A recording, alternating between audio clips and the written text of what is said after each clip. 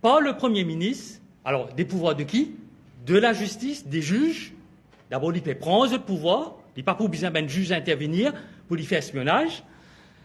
Il peut prendre pouvoir la police dans sous la main, parce que c'est un nouveau organe pour aussi le pouvoir de la police, et il peut prendre pouvoir des pipis.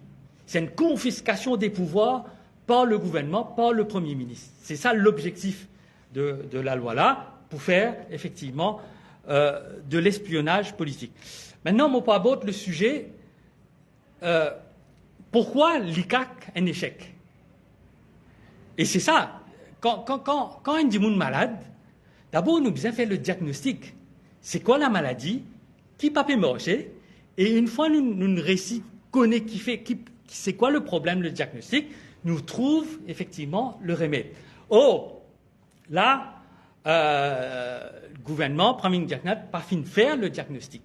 Et si nous faisons le diagnostic de l'ICAC, qui fait l'ICAC pas marcher, qui fait l'ICAC couvert les affaires, les caisses de corruption, de crimes économiques, c'est tout simplement parce que ce directeur général nommé par le Premier ministre. La corruption, d'abord, il concerne le gouvernement, les membres du gouvernement.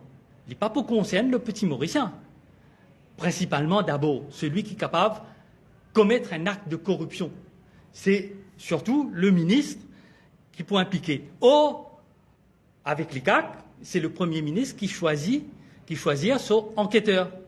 Et donc, il peut prendre un enquêteur qui peut couvrir, qui peut protéger, qui peut protéger les membres du gouvernement. C'est ça la défaillance principale de l'ICAC. Alors, est-ce que ce schéma-là peut reproduire aujourd'hui? La réponse est oui. 1000 fois oui.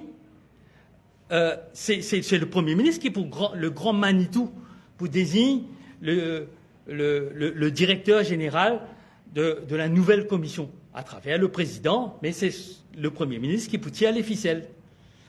Et encore une fois, il peut produire les mêmes défaillances, c'est-à-dire impossibilité quand il y a un case contre un membre du gouvernement pour que l'institution mène une enquête jusqu'au bout.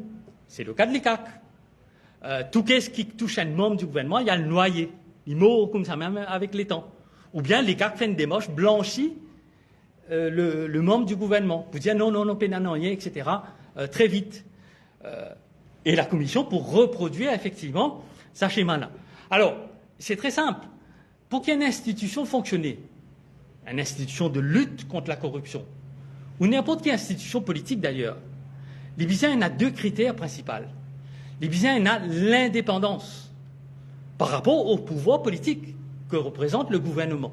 Si une institution pénale l'indépendance par rapport au pouvoir politique, effectivement, elle n'est pas pour fonctionner. C'est partout la règle.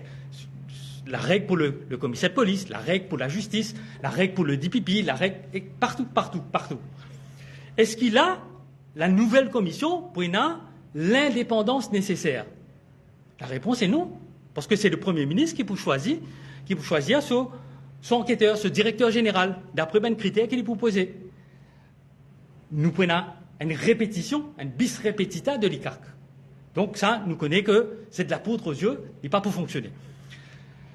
Pour qu'il y ait une institution fonctionner, deuxième critère, c'est que celui qui est à la tête de l'institution, il a l'impartialité nécessaire à l'exercice de sa fonction-là.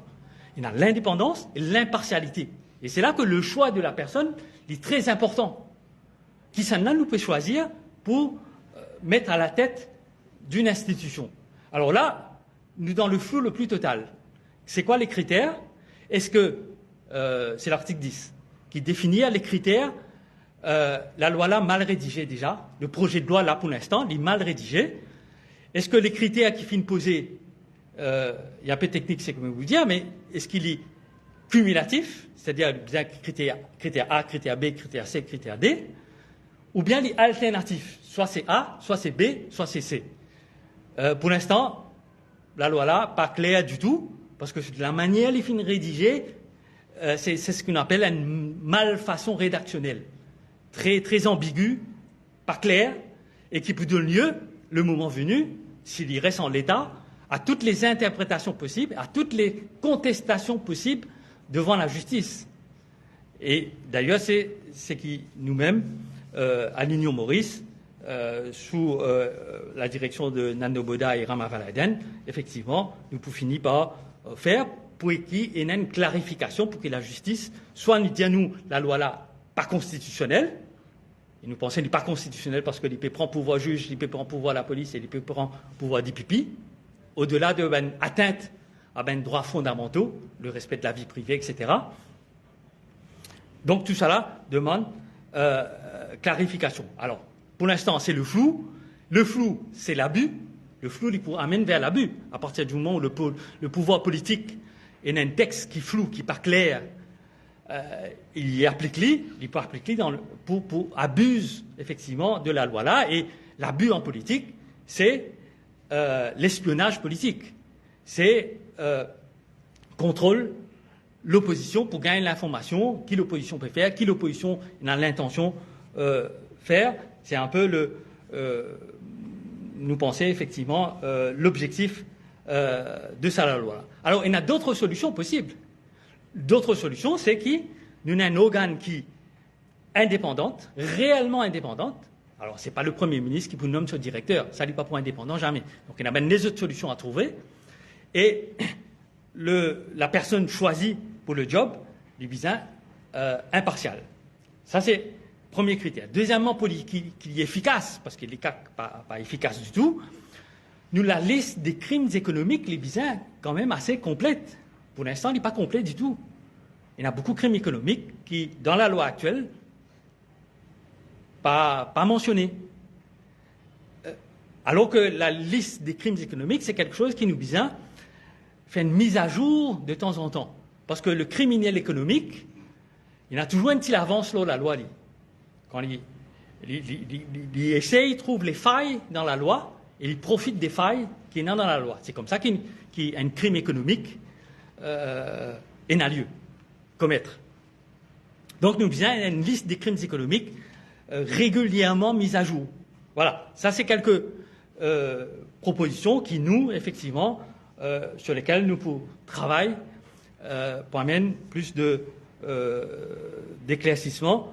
Mais si une loi n'est pas les crimes complets, il n'y a l'indépendance, il n'y a l'impartialité, et c'est le cas actuellement, effectivement, c'est un échec prévisible d'avance sur le plan de la lutte contre les crimes économiques. Par contre, il n'est peut-être pas un échec sur le plan de l'espionnage politique. Là, le gouvernement de Pravind Jagnat peut donner les pleins pouvoirs pour espionner tout le monde, mettre sur écoute tout le monde, rentre dans la vie privée de tout le monde. Alors, c'est l'intérêt qu'il y a un gouvernement pour faire. Ça, c'est sur le plan politique. Pour connaître qui sont un adversaire et a l'intention contre lui, qui sont un adversaire pensé. Et c'est ça que, dans une démocratie, c'est inacceptable. L'opposition, bien capable, pas être mise sur les écoutes, mais là, nous parle effectivement vers ça abus-là. Et là, c'est la négation même de la démocratie. Si nous guettons maintenant sur le plan politique, si l'opposition est sous le contrôle ou surveillance du gouvernement, nous pas dans une démocratie. C'est pour nous effectivement un recul en arrière extraordinaire.